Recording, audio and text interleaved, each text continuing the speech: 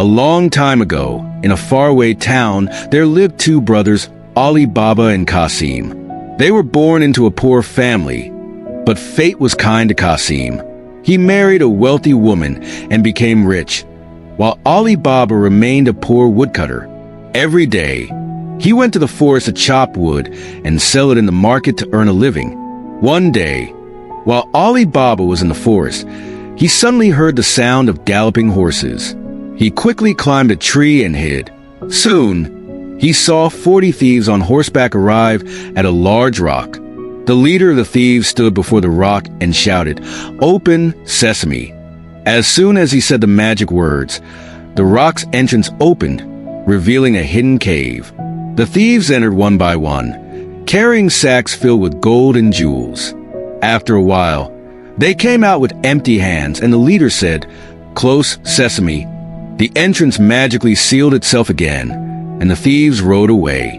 Ali Baba climbed down from the tree, approached the rock, and nervously whispered, "Open, sesame." To his amazement, the rock opened. Inside, he saw piles of gold, silver, and precious gems. Realizing that this was the stolen treasure of the thieves, he decided to take only a small portion of gold to help his family.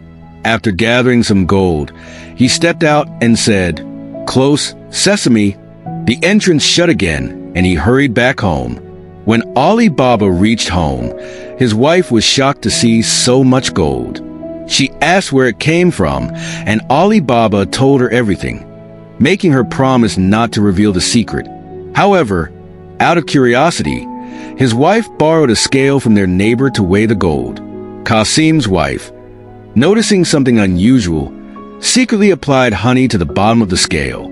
When the scale was returned, a gold coin was stuck to it.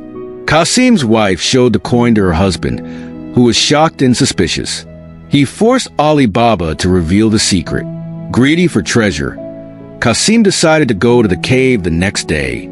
The next morning, Kasim took several large sacks and went to the forest. He waited for the thieves to leave, then confidently approached the rock and said, "Open, sesame." The entrance opened, and he eagerly went inside. Seeing the vast treasure, he started filling his sacks with gold and jewels. But when he was ready to leave, he realized he had forgotten the magic words. He tried saying, "Open barley, open wheat," but nothing worked. Trapped inside, Kasim panicked. Soon, the thieves returned and found him. Furious that someone had discovered their secret, they killed him on the spot. When Kasim did not return home, his worried wife ran to Ali Baba and begged for help. Ali Baba feared the worst and went to the cave with his clever maid, Morgiana. They found Kasim's body inside. Knowing that if people learned about Kasim's death in the cave, questions would arise, Morgiana came up with a plan.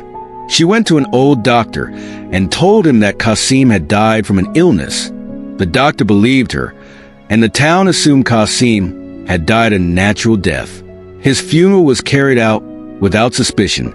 Meanwhile, the thieves realized that Kasim's body had been removed, meaning someone else knew their secret. Determined to find the intruder, the deputy leader of the thieves disguised himself as a merchant and went to the town. After asking around, he learned that Kasim's funeral had been arranged by Ali Baba. Now, the thieves knew who their enemy was. The deputy thief devised a plan.